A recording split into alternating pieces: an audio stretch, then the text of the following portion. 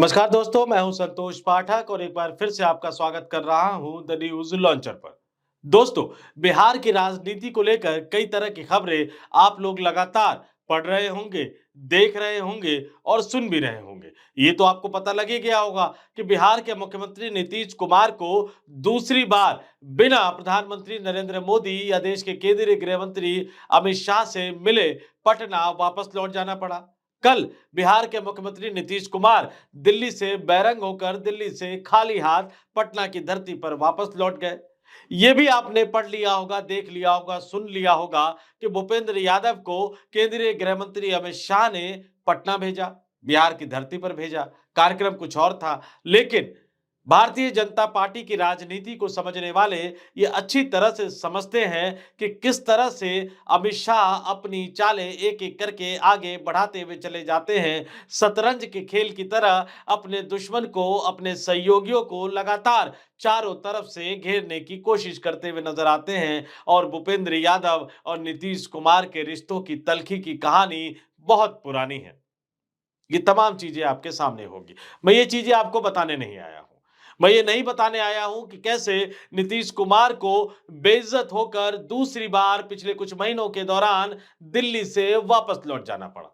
इसमें एक तथ्य ये भी है कि चंद्रबाबू नायडू, जिनके 16 सांसदों के बल पर नरेंद्र मोदी देश के प्रधानमंत्री बने हुए हैं, जब भी वो दिल्ली आते हैं, अपने पूरे लाव लश्कर के साथ, अपने पूरे दल बल के साथ देश के प्रधानमंत्री नरेंद्र मोदी से भी मुलाकात करते हैं, देश के केंद्रीय गृह मंत्री अमित शाह से भी मुलाकात करते हैं और पैकेज डील में अगर मैं कहूं तो जेपी नड्डा से भी मुलाकात कर ही लेते हैं, भारतीय जनता पार्टी के राष्ट्रीय अध्यक्ष। लेकिन वहीं दूसरी तरफ 12 सांसदों वाले जनता दल यूनाइटेड के मुखिया, बिहार के मुख्यमंत्री, जिनके 12 सांसदों के बल पर भी केंद्र में नरेंद्र मोदी प्रधानमंत्री बने हुए हैं, वो जब दिल्ली आते हैं तो मुलाकात की खबरें निकलकर सामने आती है कि मुलाकात होने वाली है, लेकिन आखिर समय पर सब कुछ रद्द हो जाता है। फिर कई तरह के कारण दिए जाते हैं, कई तरह के तर्क दिए जाते हैं, कई चीजें निकल कर सामने आ जाती है।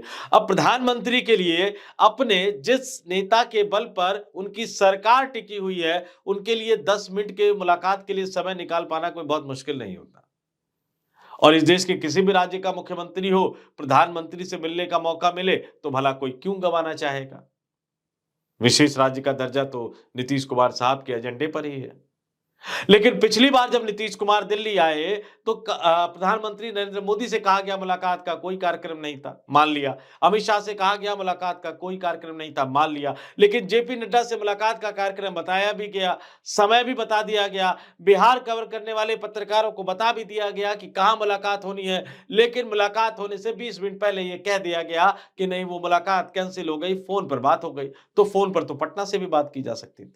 फिर दूसरी बार क्या हुआ, जब वो पटना से रवाना होने वाले थे दिल्ली, उससे कई घंटे पहले वहां पर बाकायदा अखबार में ये छप गया कि नीतीश कुमार प्रगति यात्रा को स्थगित कर दिल्ली के दौरे पर जा रहे हैं, प्रधानमंत्री नरेंद्र मोदी से मुलाकात करेंगे। यहां दिल्ली में पार्टी के दिल्ली प्रदेश अध्यक्ष ने बयान तक दे दिया कि मुलाकात करेंगे, लेकिन जब मुलाकात नहीं हुई तो कहा गया कार्यक्रम बदल गया। किसका मूड बदल गया, प्रधानमंत्री जी का या बिहार के मुख्यमंत्री नीतीश कुमार का?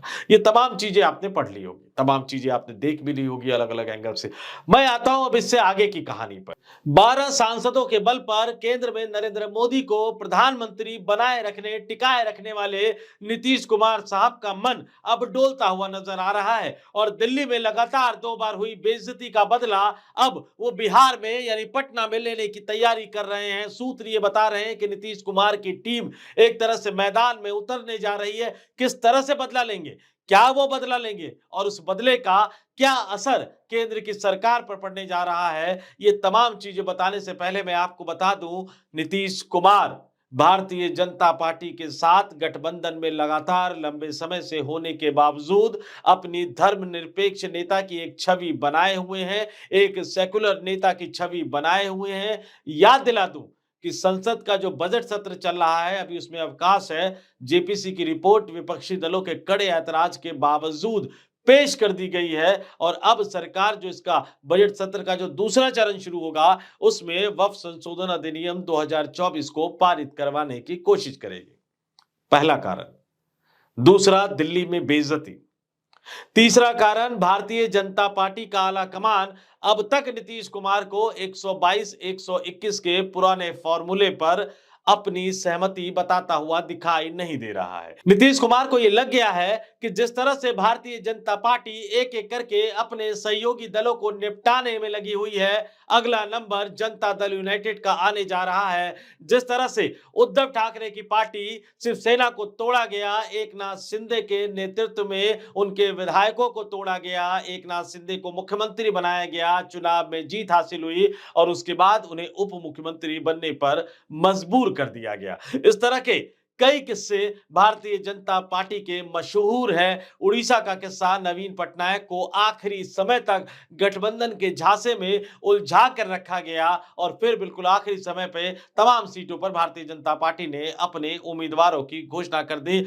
उन नवीन पटनायक के साथ धोखा किया जिनकी तारीफ देश के प्रधानमंत्री नरेंद्र मोदी ना जाने कितनी बार कर चुके हैं। अगर मैं गिनना भी चाहूं तो गिन नहीं पाऊंगा, पता नहीं कितनी बार वो नवीन पटनायक की तारीफ कर चुके हैं। तो नीतीश कुमार इशारा समझ गए हैं। बिहार की राजनीति के धुरंधर है, असली चाणक्य वाली धरती से आते हैं। कई बार उन्होंने नरेंद्र मोदी को, अमित शाह की भारतीय जनता पार्टी को धूल चटाई है। कई बार उन्होंने सबक सिखाया है। जब उनकी मर्जी हुई पाला बदलकर वो लालू यादव के साथ चले गए, जब उनकी मर्जी हुई वो पाला बदलकर बीजेपी के साथ आ गए और हर बार अपने मुख्यमंत्री पद की कुर्सी को उन्होंने सही सलामत रखा। हर बार अपनी सेक्युलर नेता की छवि को उन्होंने सही सलामत रखा। तो अब नीतीश कुमार जो बड़ा फैसला करने जा रहे हैं, उस बड़े फैसले से नरेंद्र मोदी परेशान होंगे, उस बड़े फैसले से अमित शाह परेशान होंगे और वो बड़ा फैसला लालू यादव की तरफ जाने वाला नहीं है, खेला करने वाला नहीं है।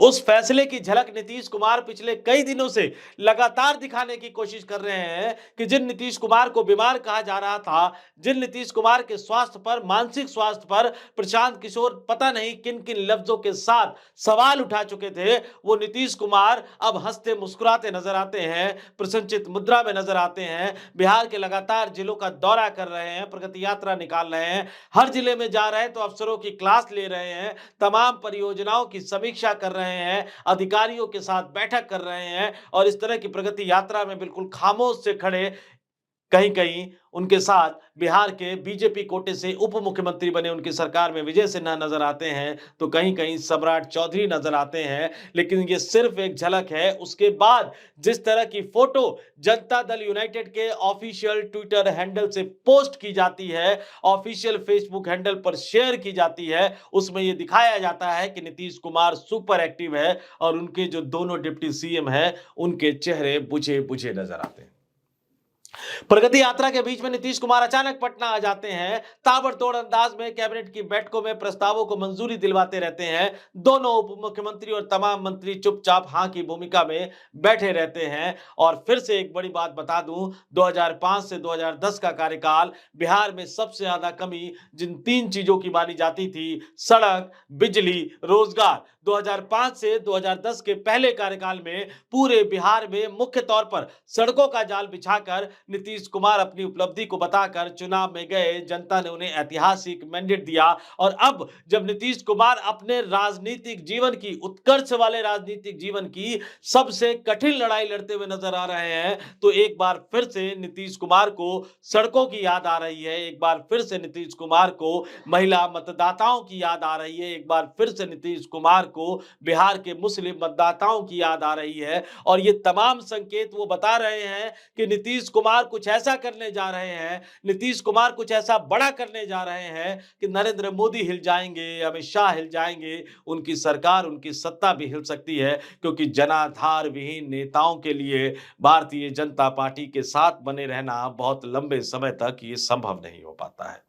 तो चाहे संजय झा की बात करूं, चाहे राजीव रंजन सिंह उर्फ लल्लन सिंह की बात करूं, जीतना तो उन्हें बिहार में ही है ना।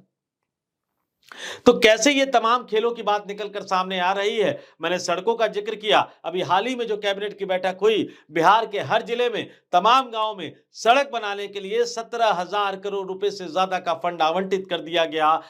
बड़े बड़े स्तर पर उसको प्रसारित किया जा रहा है। महिलाओं के बीच में जाकर लगातार नीतीश कुमार ये कह रहे हैं कि जो किए हैं हम ही ना किए हैं, तमाम तरह के दावे, तमाम तरह की उपलब्धियां। आखिर नीतीश कुमार ऐसा क्यों कर रहे हैं, क्यों नीतीश कुमार अचानक सुपर एक्टिव हो गए? क्यों नीतीश कुमार बिहार के हर जिले में जा रहे हैं? क्या वो बिहार के हर जिले का दौरा भारतीय जनता पार्टी के उम्मीदवारों को जिताने के लिए कर रहे हैं क्या? नहीं।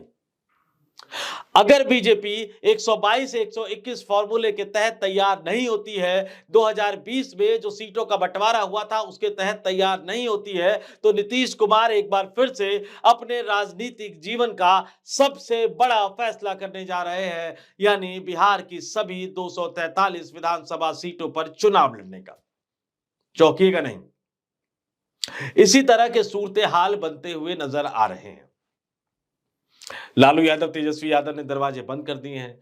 भारतीय जनता पार्टी लगातार उन पर दबाव डालने की कोशिश कर रही है। एक तरह से उनको ब्लैकमेल किया जा रहा है। उनके सीटों की संख्या घटाने की कोशिश की जा रही है। महाराष्ट्र में बीजेपी का स्ट्राइक रेट हम सबने देखा है और अब नीतीश कुमार की चिंता यह है कि अगर भारतीय जनता पार्टी 122 से 121 के फॉर्मूले को नहीं मानती है, यानी नीतीश कुमार के पास अगर चुनाव लड़ने के लिए 100, 101, 102 ही सीट दी जाती है और बीजेपी खुद 100 सीटों के आसपास चुनाव लड़ती है, तो बीजेपी का स्ट्राइक रेट इतना बेहतर होगा कि वो 95 के आसपास रहेंगे। हो सकता है कि 101 लड़े तो 100 भी आ जाए, 99 भी आ जाए, लेकिन जनता दल यूनाइटेड का स्ट्राइक रेट उतना शानदार नहीं रहेगा। पिछली बार जो भूमिका चिराग पासवान ने निभाई थी, इस बार वो भूमिका प्रशांत किशोर निभा रहे हैं। नीतीश कुमार अच्छी तरह से जानते हैं, चिराग पासवान के पीछे भी भारतीय जनता पार्टी थी, प्रशांत किशोर के पीछे भी भारतीय जनता पार्टी है, क्योंकि भारतीय जनता पार्टी के कहने पर ही उन्होंने खुद इस बात का खुलासा किया था कि उन्होंने प्रशांत किशोर को अपनी पार्टी में एक महत्वपूर्ण पद दिया था, मुख्यमंत्री आवास तक में उनको रहने की मंजूरी दे दी थी। तो ऐसे सूरत में वो जानते हैं कि प्रशांत किशोर का इस्तेमाल कर भारतीय जनता पार्टी उनके सीटों की संख्या यानी स्ट्राइक रेट को 40, 45, 50% के आसपास रख देगी और फिर वही खेला होगा, फिर नीतीश कुमार को अपमानित करने का खेला होगा और फिर से उन्हें एक बार अपने पुराने दोस्त कह लीजिए, प्रतिद्वंदी कह लीजिए, नरेंद्र मोदी के सामने गुहार लगानी पड़ेगी, झुकना पड़ेगा मुख्यमंत्री के पद के लिए। लेकिन अपने राजनीतिक जीवन के अंतिम दौर में, अपनी राजनीतिक पारी के अंतिम दौर में ऐसा लग रहा है कि नीतीश कुमार अब सबक सिखाकर जाना चाहते हैं अपने साथी भारतीय जनता पार्टी को भी, नरेंद्र मोदी और अमित शाह की भारतीय जनता पार्टी को भी और अपने पुराने साथी फिर राजनीतिक प्रतिद्वंदी बने लालू यादव को भी। क्योंकि अगर नीतीश कुमार बिहार की सभी 243 सीटों पर अकेले लड़ने का फैसला करते हैं, तो निश्चित तौर पर बीजेपी के भी समीकरण गड़बड़ाएंगे, निश्चित तौर पर राष्ट्रीय जनता दल के भी समीकरण गड़बड़ाएंगे।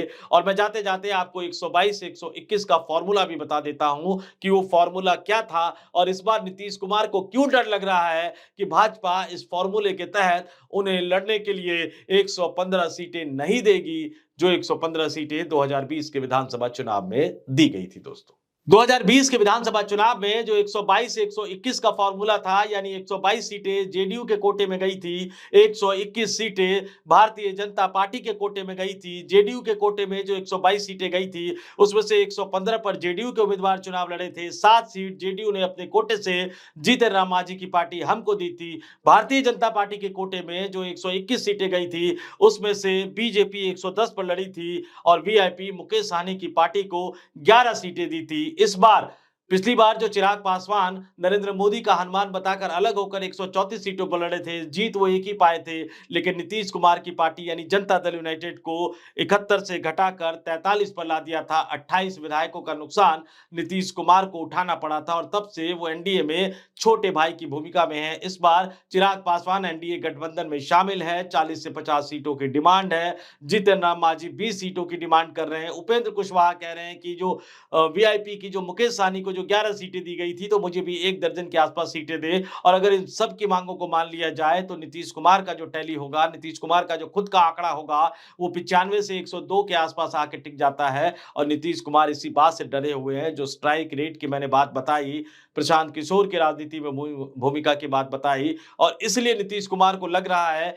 कि जब इसी छोटे भाई की भूमिका में रहना है, 40 से 50 की भूमिका में रहना है, तो क्यों ना एक बार इसके लेकर देख लिया जाए। बिहार की सभी 243 विधानसभा सीटों पर चुनाव लड़कर नरेंद्र मोदी, अमित शाह को और लालू यादव, तेजस्वी यादव, राहुल गांधी, इन सबको एक साथ सबक सिखा दिया जाए। और सबसे खास बात यह है कि नीतीश कुमार को लग रहा है कि बजट सत्र का जो दूसरा चरण आएगा, एक बहुत बड़ा मौका उनको मिल सकता है कि अगर वक्फ संशोधन अधिनियम पारित करवाने पर मोदी सरकार अड़ जाती है, तो फिर वो बिहार के अल्पसंख्यक मतदाताओं को एक संदेश देने में कामयाब हो जाएंगे कि आपके वक्फ बोर्ड को बचाने के लिए मैं भाजपा से अलग हुआ, मोदी सरकार से अलग हुआ। और ऐसी सूरत में जो 15% का वोट बैंक नीतीश कुमार के पास है, वो 20 से 22% तक पहुंच जाएगा। और इस त्रिकोणीय मुकाबले में बिहार में जो नीतीश कुमार का अपना फॉर्मूला है, मैं जो ये फॉर्मूला बता रहा हूं, ये जनता दल यूनाइटेड के सूत्रों के हवाले से बता रहा हूं कि ऐसी सूरत में नीतीश कुमार की पार्टी यानी जनता दल यूनाइटेड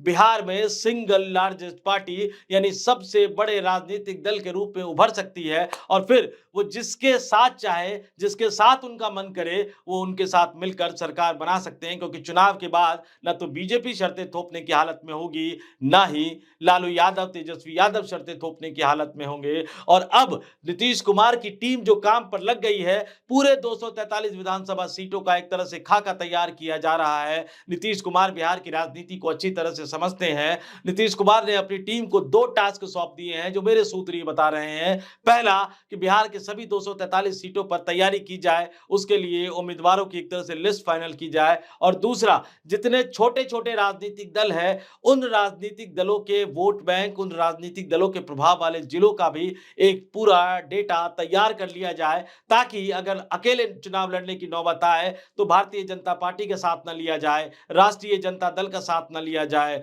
चिराग पासवान का साथ न लिया जाए, जीतन राम मांझी का साथ न लिया जाए। लेकिन जो आज की तारीख में एनडीए गठबंधन में शामिल है या महागठबंधन में भी शामिल है, जो छोटे-छोटे राजनीतिक दल है, उनको जनता दल यूनाइटेड अपने साथ जोड़े, क्योंकि ऐसी हालत में दोनों दलों को फायदा होगा। छोटे दलों को ज्यादा विधानसभा सीटें मिल जाएगी लड़ने के लिए, और जनता दल यूनाइटेड को उनका जो आधार, क्योंकि सबके पास 2 से 4-5% वोट बैंक का आधार होता है, वो ऐड ऑन हो जाएगा। और फिर नीतीश कुमार के लिए विन विन सिचुएशन होगी। लेकिन नीतीश कुमार के लिए जो विन विन सिचुएशन होगी, वो नरेंद्र मोदी और अमित शाह के लिए किसी बहुत बड़े राजनीतिक झटके से कम नहीं होगा। तो इंतजार कीजिए, बिहार की राजनीति एक दिलचस्प मोड़ पर पहुंचती हुई नजर आ रही है। नीतीश कुमार अपने राजनीतिक जीवन का सबसे बड़ा खेला करने जा रहे हैं। लेकिन मैं इस खेले की तारीफ इसलिए करूंगा क्योंकि वो जनादेश लेने के बाद नहीं पलटने जा रहे हैं, बल्कि वो बिहार की जनता के सामने जा रहे हैं कि मैं आ गया हूं 243 की 243 विधानसभा सीटों पर लड़ने के लिए